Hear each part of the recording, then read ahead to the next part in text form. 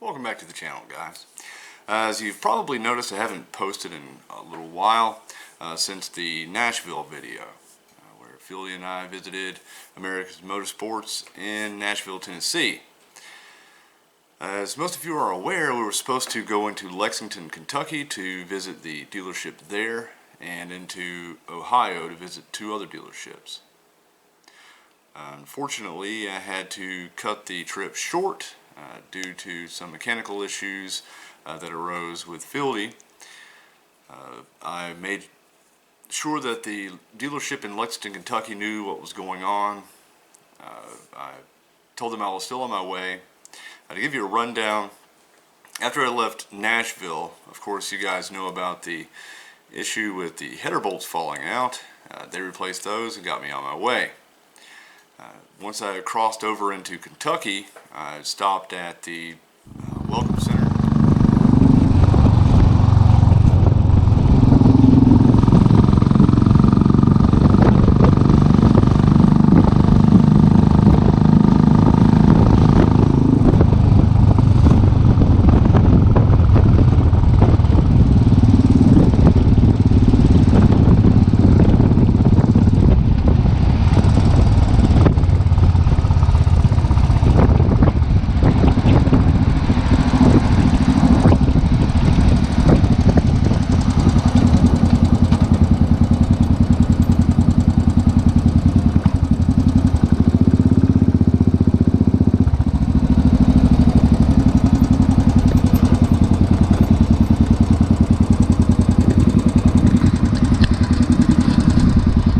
Called the dealership there in Lexington and let them know I was on my way. I headed off. About 50 miles into the trip, the bike started popping and backfiring and was having some issues. I called and let them know what was going on. I pulled over, and of course I found the coil boot just bouncing around on the spark plug. So I reattached that, and in doing so the coil wire came out of the boot. So I reattached that, and I got underway again. The bike started doing the same thing but worse.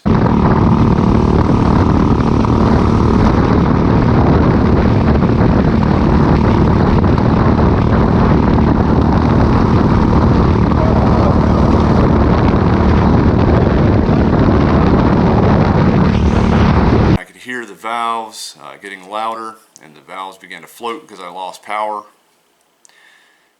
as well as piston slap was kind of evident. And so I pulled over again and let them know I was on my way and that I would need help when I got there. Earlier in the trip, I did hit a severe rainstorm. I got soaked and that may have something to do with it, although it was a couple of hours after the rainstorm and everything had already dried up. But I told them I was on my way. I headed out again. I ran out of fuel. Alright guys, I am currently out of fuel. Because of my radio here, I couldn't see my gas light, and I never stopped to get fuel. Excellent. I had no one to call, and I was miles from a gas station, so I called the state troopers. They brought me fuel, got me on my way again. I made sure to communicate with the dealership and told them I was on my way. Alright, at this time I'm running behind schedule. The rainstorm put me a few hours behind schedule, and the incidents with Fieldy put me behind schedule, and I was running behind, and at this point I could not go over 60 miles an hour or the bike would start backfiring and popping and things of that nature. So the service manager told me that, or the general manager I believe it was, told me that I'd better get there by closing time. I pleaded with them to just give me just a few minutes. I would be there. I was on my way. I was having issues and I needed help. I arrive at the dealership and I was 10 minutes after closing time. Everyone was completely gone. All right, as you can see, I am here at Royal Enfield of Lexington. Unfortunately, they are not here. I had a few issues on the road. I needed their help. I called them ahead, let them know what was going on.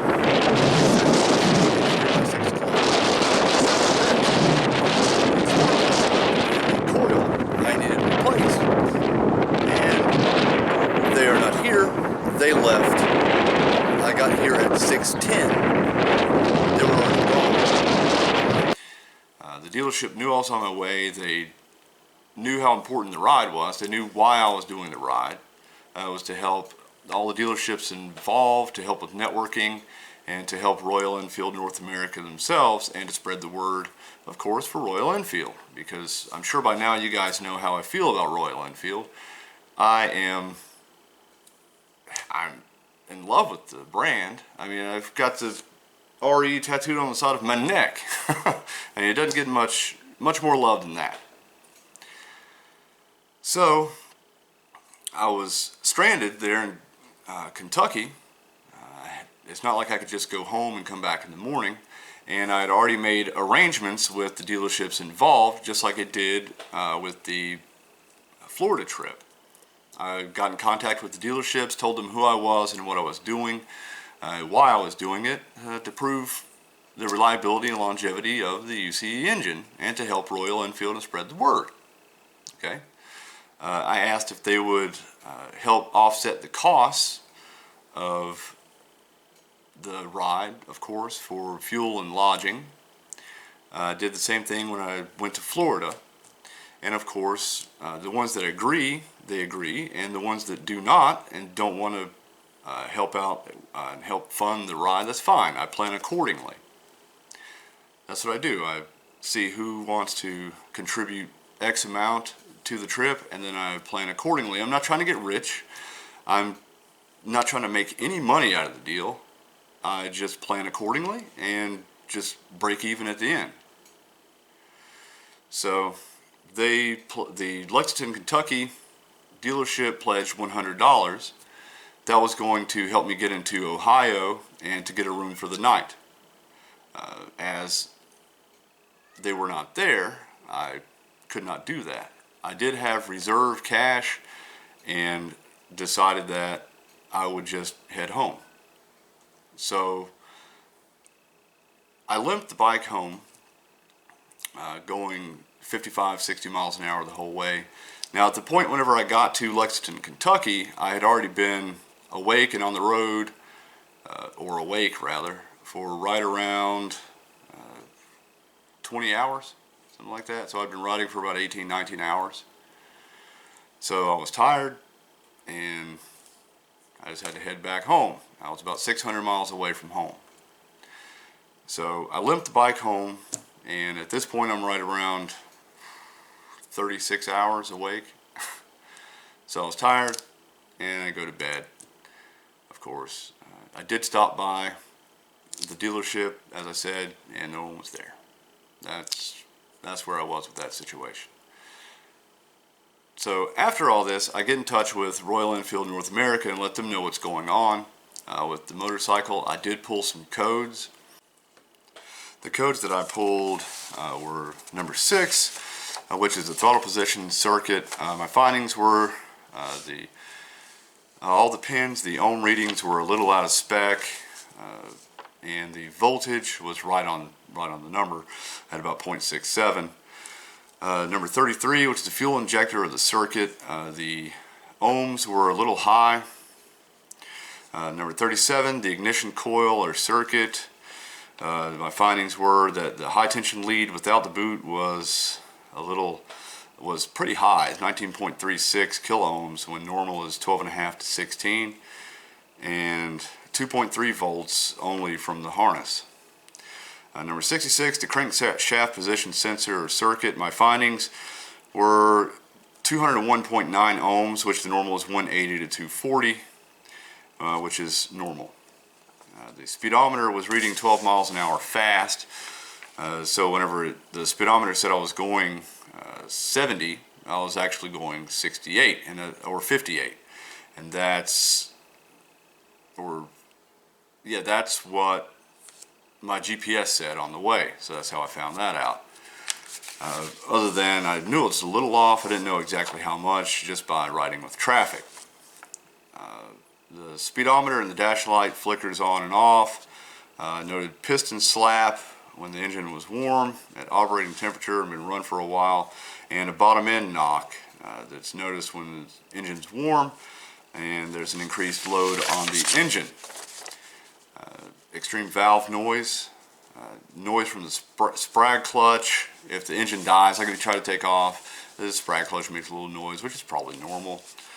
Sometimes I have to hit or tap the headlight for the high beams to come on, and the front forks make noise when you go over a big bump. It's probably low on oil. I just wanted to check it, something like that. So they decided to send me to Team Powersports of Raleigh. Okay, Team Powersports of Raleigh. I dropped the bike off. Fieldy and I are here at Team Powersports of Raleigh once again. We're going to give Fieldy a quick look over, go through her extensively and make sure they get everything perfect. Right? I have faith in these guys and they can get her squared away. Alright guys, Fieldy is unloaded and she is inside. She is in the capable hands of the technicians here at Team Powersports of Raleigh, and I will give an update in just a little bit. And they had my bike for approximately 2.5 weeks, something like that. Their findings, they wrote down everything that I asked them to, as you can see here. I made a little list of everything, and of course their findings were they needed to put some dielectric grease on all the connections, which I did that whenever I got home from Kentucky when I was going over everything. Every time I would check a connection or to check for voltage, I would put dielectric grease on it, because I did hit that rainstorm, and I'm sure that some moisture probably got into the connections, and that could have been a contributing factor to the behavior of the bike. They did not remove the head to check the valves. They said that they took off the right side cover to check the cam backlash, which they claim was a little tight. But the oil that is in the bike is the same oil that was in it needing to be changed when I dropped it off. I was planning on changing the oil anyway. So if they did remove the side cover, they either laid the bike completely on its side where no oil would come out, or they drained the oil and then put the same oil back in, and if they did that, shame on you. So there's an issue there. When I dropped the bike off, the service manager that met me said he noted that he did hear the bottom end knock when he started up the bike. The valves were very loud upon startup until oil pressure builds up, and then I guess it fills in the gaps with the rocker boxes and the push rods and what have you. They did state that the backlash was tight, like I said. They said they unbolted the push rods. Okay. The codes were historic codes. Well, of course they were, because there were codes that were present on my way to Lexington and on my way back home 2 weeks prior. So they said there were no new codes. They claimed to take my bike for a test ride. There were 5 additional miles added to the bike whenever I picked it up. 5. Now Glenwood Avenue is the road that is right out front of the dealership. That is a 45-mile-an-hour road. In order to get to a 70-mile-an-hour speed limit area, you have to drive at least 5 or 6 miles north. So that means they took a 2.5 mile ride, turned around and came back in a 45 mile an hour area for the test ride. That's not even enough to get it up to operating temperature to where the knocking in the bottom end and the valve noise and the piston slap and all that's occurring. So they called me back 2 weeks later, like I said, and I went and picked up the bike. Alright guys, the dealership has called. They said the fuel is ready to go. They've called twice. The first time they didn't do anything except for put dielectric grease, and this time is the same result. They say they can't find anything wrong with it. So let's go take a look. And after getting home, I tested the bike, and here's a cold start.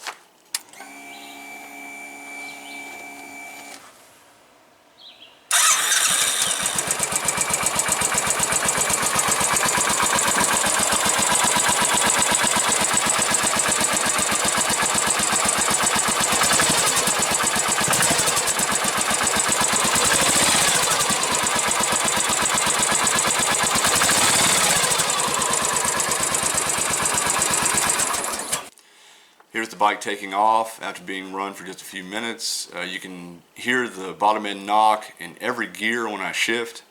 All right, right now we're going to test for the bottom end knock, which you're going to hear in just a minute.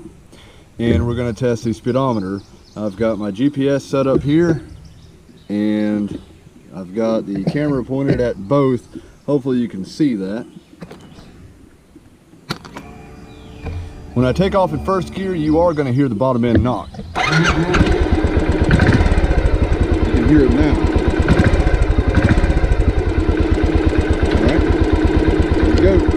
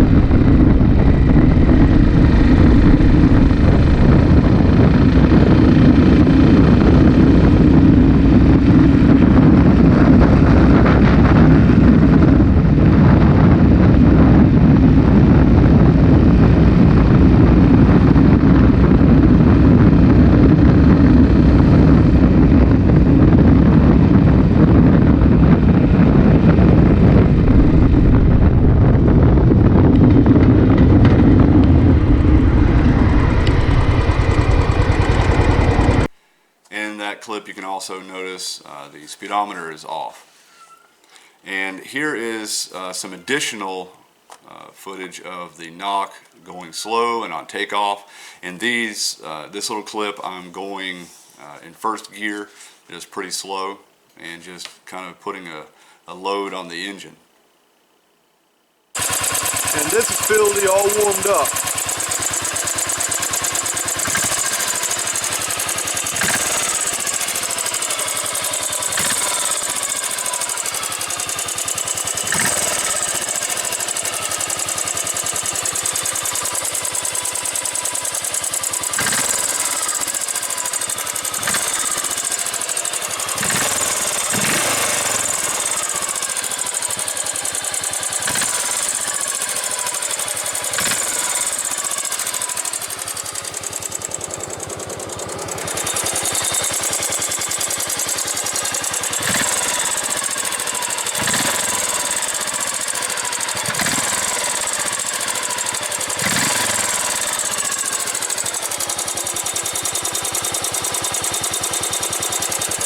let's get a little bit of taking off in the bottom end knock.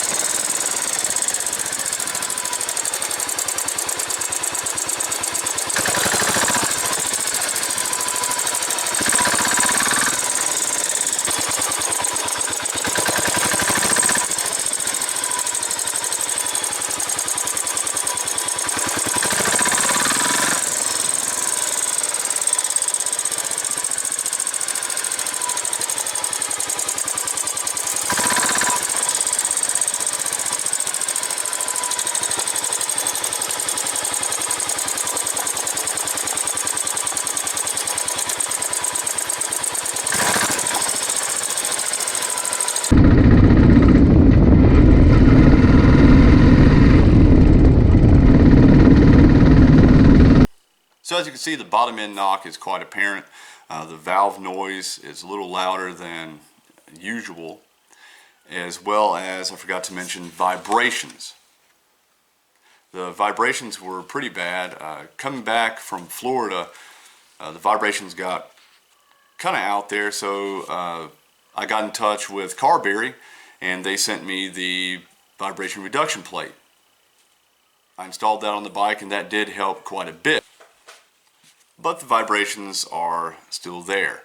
Also, I did tell them they don't have it listed here. They do actually. Burning oil. Coming back, going to Kentucky, I used about a half a quart of oil, and coming back about a half a quart of oil. So that's a quart of oil in a system that holds 2.5 roughly empty. That's quite a lot in about 1,700 miles, something like that. So the issues are there. I don't know why they said there was nothing wrong. There's the video evidence of it. I'm really disappointed in Team Powersports of Raleigh. I'm not exactly sure who they had working on my bike. It must have been Ludwig Beethoven, because whoever it was deaf. If you can't hear that, there's something going on. I'm not sure why none of the issues were addressed, and they also claim that they rode side by side with Fieldy on a Himalayan, a brand new Himalayan, and the most they could find was about 4 miles an hour off. Of course, I assume that's on the 45 mile an hour stretch. And of course, 5 miles, a 5-mile ride. So I'm currently in touch with Royal Enfield North America, and I've sent them the video clips. They're supposed to have a meeting today. The team's supposed to listen to the video clips and watch them, and we'll see where we are. Now, I'm not faulting Royal Enfield North America for any of this. They have to go with what the dealership tells them, and in a situation like this, I had to take it to a dealership because of the cost it has incurred with the symptoms that we're presenting. So I will keep you guys updated. Sorry about the length of time that it's been since the post, or my last post anyway. Hopefully this gets taken care of. I love Royal Enfield. They've always been good to me, and I'm not sure why these two dealerships kind of dropped the ball on things. I know, especially with the dealership in Lexington, I've worked in dealerships before, and I've worked from 7 o'clock in the morning until 10, 11 o'clock at night sometimes if I had to, especially this time of year, just to kind of help people, and for them to just rush out the door at closing time when they knew I was on my way and I needed their help. That's just, I'm sorry, it's kind of sorry, to be honest with you. It's kind of ridiculous, and that kind of turned into me limping the bike home, and I'm sure that wasn't good on the system in itself, with all the backfiring it was doing, and slamming the piston down and slamming the valve shut and popping through the injection, or through the intake rather. So I'm not sure what happened there. I never heard anything back from them. I sent them an email. They didn't respond, and that's where I am with that. But even more so with Team Powersports, to have a bike presenting these symptoms and to say that they can't find anything wrong with it. And whenever I drop it off, for the service manager to tell me that he hears the bottom end knock, but then it just goes away and he never hears it again and doesn't know what caused it, that's an issue with me. It really is. I do not understand why they would do that. Maybe they're just busy. As I said, I've worked in dealerships before. I've seen lazy technicians, and you know, there's a difference between a technician and a mechanic. A mechanic knows how to change parts to make things work. Okay? A technician will take everything apart and put the micrometer, the vernier calipers, and the feeler gauges to work, both inside and outside micrometers, and see what is in spec, what's not in spec. They should have put a runout gauge on the crankshaft, especially on the magneto side, just to see if that end was bent. As we know, that's a stressed area in these UCE engines, as there's no support, thus adding the vibration reduction plate, which adds bearing in there. Putting a runout gauge would see if that end was bent. They didn't do that. I haven't taken anything apart on the engine. I'm waiting for Royal Enfield. Once I get the go-ahead from them, or get a decision from them, I'll go from there. And like I said, I'll keep you guys updated. So I guess I'll see you in the next video. Thanks for watching. Of course, you guys are amazing. I love you guys so much.